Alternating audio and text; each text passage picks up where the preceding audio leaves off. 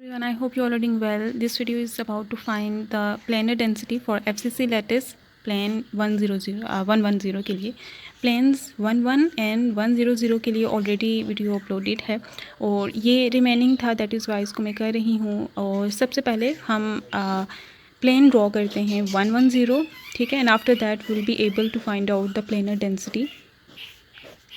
Okay, तो 110 हमने find out करना है. एंड ये है एक्स डायरेक्शन, ये है वाई डायरेक्शन एंड ये है जी डायरेक्शन. और सबसे पहले हमें रेसिप्रोकल लेना होगा 110 का, क्योंकि ये मिलर इंडिसेस हैं प्लेन्स की. जब प्लेन्स के मिलर इंडिसेस फाइंड आउट किए जाते हैं तो उनके एक्चुअल इंटरसेप्ट का इन्वर्स लिया जाता है. तो यहाँ पे इसका इन्वर्स 1 ही, इसका इन्वर्स भी 1 और इसका इन्वर्स इन्फिनिटी. तो दिस इज़ एक्स, वाई और जी की करस्पॉन्डिंग.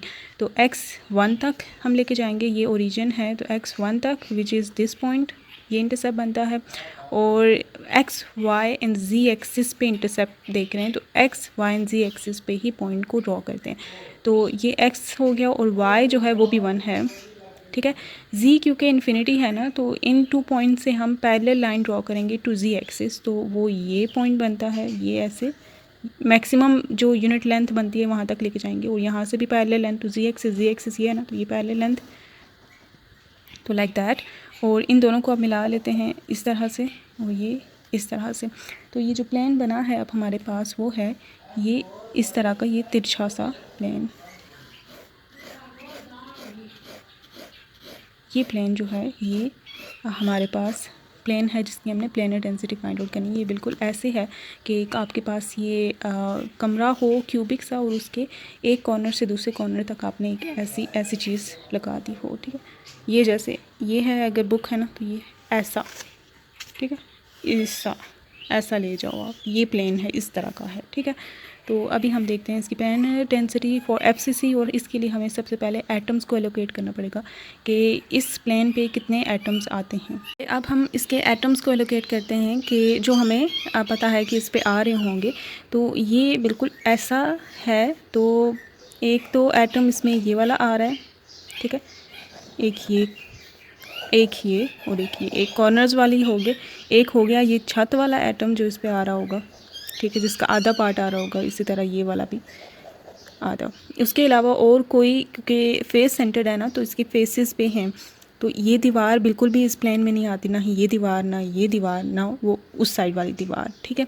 तो इसके अलावा कोई और एटम्स नहीं हैं जो इस पे आ सकते हों. तो ये वाले एटम्स हैं जो आएंगे, एक छत वाला एटम, एक फर्श वाला एटम और ये कॉर्नर वाले एटम, ठीक है. तो अभी हम फाइंड आउट करते हैं इसकी प्लेनर डेंसिटी. सबसे पहले हम फॉर्मूला लिख लेते हैं प्लेनर डेंसिटी का क्या होता है, ठीक है. Total number of atoms lying on the plane, number of atom lying on plane, net जो एटम का contribution line on plane divide by area of the plane, ठीक है. तो टोटल नंबर ऑफ़ एटम जो लाई कर रहे हैं उसमें सबसे पहले ये 2 एटम्स की अगर बात करें तो उनका आधा एरिया, सर्कल्स हम बात करते होते हैं. जब हम प्लेन्स की बात कर रहे हैं ना, तो हमें देखना है कि इनके सर्कल का कितनावा पार्ट जो है. अगर हम एटम को स्फेरिकल ले रहे हैं तो अगर हम उनका प्लेन देख रहे हैं ना, तो उनके सर्कल्स देखते हैं कि कितने आ रहे हैं इन द प्लेन. ओके, ये मेरा पैरेट बहुत बोलता है तो ये उसने रोला डाला हुआ है, तो अब मैं कुछ कर नहीं सकती, तो प्लीज़ कोऑपरेट कीजिएगा. सो हम देखते हैं कि सर्कल का कितना पार्ट, एटम के सर्कल का कितना पार्ट प्लेन में आ रहा है, ठीक है. और अगर हम लीनियर डेंसिटीज़ देख रहे हैं ना, तो हम देखते होते हैं कि एटम का कितना डायमीटर आ रहा होता है इन द प्लेन. ओके, तो इसी तरह हमने यहाँ पे देखना है कि कितना ये सर्कल का पार्ट आ रहा है. तो ये सर्कल का आधा पार्ट इस एटम का और सर्कल का ये आधा पार्ट इस एटम का. तो ये 2 एटम्स हैं और दोनों का हाफ आ रहा है, ठीक है, कंट्रीब्यूशन. अब ये कॉर्नर एटम्स जो देखें, कॉर्नर एटम्स तो क्वाड्रेंट्स की फॉर्म में अगर हम देखें, या फिर ये जो एंगल्स हैं ना, ये सारे एंगल्स ये 90 डिग्री हैं, ठीक है. ये सारे के सारे एंगल 90 डिग्री हैं. तो एक सर्कल का टोटल एंगल होता है 360 और सर्कल का टोटल एंगल होता है 360. तो 90 उसका कितना पार्ट बनता है, 90 डिग्री है ना सर्कल का, सिर्फ 90 डिग्री वाला पार्ट इंक्लूडेड है प्लेन में, ठीक है, इन सब का.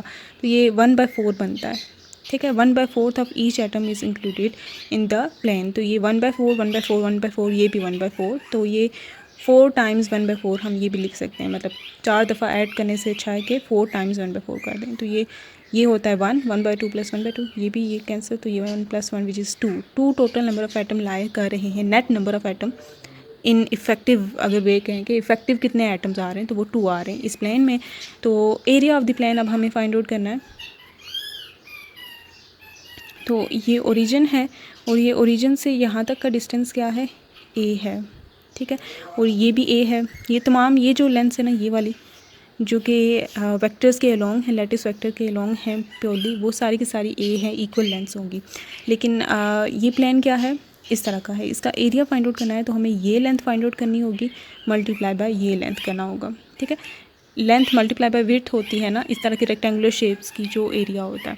तो इसके लिए हम ये लेंथ तो पता है हमें कि वो ए है, ये लेंथ डायगोनल में आ रही है, इसकी लेंथ फाइंड आउट करने के लिए हम क्या करेंगे, पाइथागोरस थ्योरम यूज़ करेंगे। This is A and this is A2, ठीक है। और यहाँ पे आता है 90 डिग्री, तो ये है हाइपोटेनियस, और that it's square will be equals to this का square and this one square. तो ये हमें मिल जाएगा, हाइपोटेनियस को लेट्स से सी का नाम देती हूँ, इसका square equal to A² + A², दोनों ए लेंथ है ना, सो इट इज़ 2A², ठीक है। और c will be equals to √2a, ठीक है। ये लेंथ है √2a और ये लेंथ है a, तो प्लेन का जो एरिया बनेगा ना वो हो जाएगा √2a multiply by a, length multiply by width.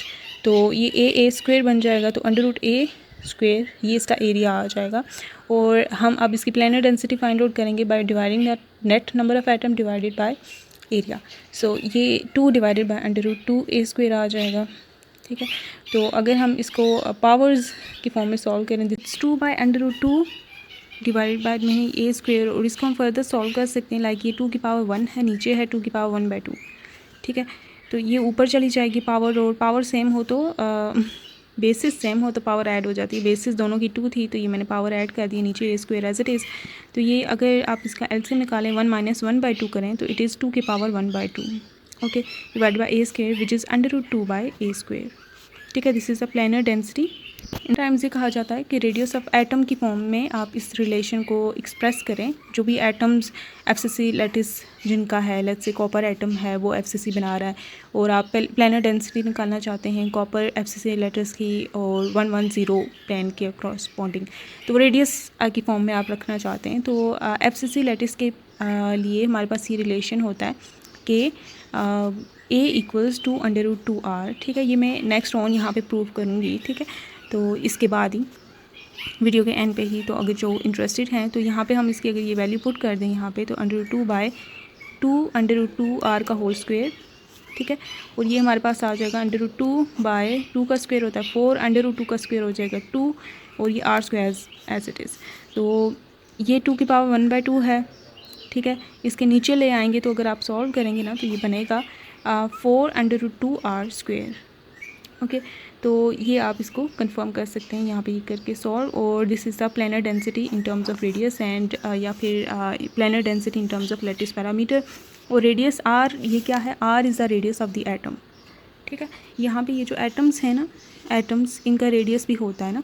तो अगर आप रेडियस ऑफ एटम की फॉर्म में एक्सप्रेस करना चाहते हैं कि प्लेनर डेंसिटी क्या होगी, तो वो आप FCC के लिए अलग फार्मूला होता है, इन दोनों के लिए BCC का अलग होता है और सिंपल क्यूबिक का अलग होता है, तो आप वो प्रॉपर्ली फाइंड आउट कर सकते होते हैं। इसके अलावा मैंने जो वीडियोस की हैं planar densities for BCC and simple cubic, उनमें आप उन फार्मूलाज की डेरिवेशन साथ साथ ही दे सकते हैं जो इन दोनों को रिलेट करते हैं, ठीक है। इसमें मैंने FCC के लिए यहाँ पे वो कर दी है, आप वो नेक्स्ट राउंड के लिए देख सकते हैं। और this is the final answer. कुछ क्वेश्चंस में आपको रेडियस भी दे दिया जाता है और कहते हैं कि आप प्लेनर डेंसिटी फाइंड आउट करें, तो रेडियस की वैल्यू आपने यहाँ पे जस्ट पुट करनी है और वैल्यू फाइंड आउट करनी है, और वो वैल्यू जो है काफ़ी लार्ज आती है, ठीक है। तो इसका यूनिट्स क्या होंगे, इसके यूनिट्स होते हैं दी नंबर ऑफ़ एटम्स, ठीक है, पर मीटर स्क्वायर, ठीक है। आपके पास लेट से आ जाता है 1 × 10⁻15, ठीक है। तो आप लिखते हैं एटम्स पर मीटर स्क्वायर, क्योंकि आपने यहाँ पे नंबर ऑफ़ एटम पुट किए थे ना, डिवाइडेड बाय एरिया। तो यहाँ पे नंबर ऑफ़ एटम्स, इतने number of atoms per meter square. इसी तरह लीनियर डेंसिटीज़ की फॉर्म में हो जाता है number of atoms per unit length, जो कि पर मीटर आ जाता है नंबर ऑफ़ एटम्स। आंसर जो भी आपकी न्यूमेरिकल वैल्यू आएगी, लेट्स से आएगी 85 नंबर ऑफ़ एटम पर मीटर। आप इस तरह से इसके यूनिट्स को डिस्क्राइब करेंगे। ये रिलेशन हम बहुत ईजीली प्रूव कर सकते हैं और ये हम प्रूव करते होते हैं ये जो ऊपर वाले जो एटम्स होते हैं ना, ये जो फेसेस पे होते हैं डायगनली, ये बिल्कुल एक दूसरे से अटैच्ड होते हैं। यहाँ पे ये तो मैंने बहुत फासला इनमें लिखा है ना, ताकि हम डिफ्रेंशिएट कर सकें या इस तरह से इनअप्रोप्रिएटली, लेकिन रियल में ऐसा होता है कि ये अगर फेस सेंटर की बात करें ना, ये एटम ऐसे दो है ना, तो ये तीसरा एटम ये बिल्कुल इनसे कनेक्टेड होता है, ठीक है। और ये इस तरह से यहाँ पे, और इसी तरह यहाँ पे भी ये डायगोनल में जो भी फेसेस में एटम होते हैं ना, तीनों कनेक्टेड होते हैं। तो ये एक का रेडियस आ गया, हाफ सर्कल आया ना, तो हाफ सर्कल इज़ रेडियस के करस्पॉन्डिंग आर बनती है लेंथ। फिर ये पूरा का पूरा सर्कल आया, पूरा का पूरा डायमीटर आया, तो इसकी लेंथ जो आ गई है इसमें वो 2r, इसका भी हाफ आता है तो ये भी r, तो ये टोटल रेडियस की फॉर्म में लेंथ क्या बनती है 4r, ठीक है।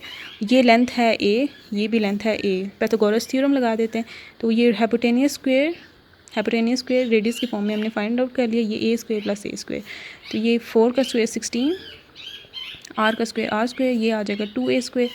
r स्क्वायर इक्वल्स टू, ये अगर डिवाइड करें तो ये 1/8 a स्क्वायर, और r will be equals to 1/√8 a square, r will be equals to a square कर दिए a, ठीक है। तो ये आ जाएगा 4 × 2, हम लिख सकते हैं ना इसको ऐसे, तो ये 4 वाला अंडर रूट सॉल्व हो जाएगा और ये आ जाएगा हमारे पास a, ये दोनों उधर ले जाते हैं तो a will be equals to 2/√2r, जो मैंने यहाँ पे रिलेशन लिखा था, ठीक है। So it's proved and done.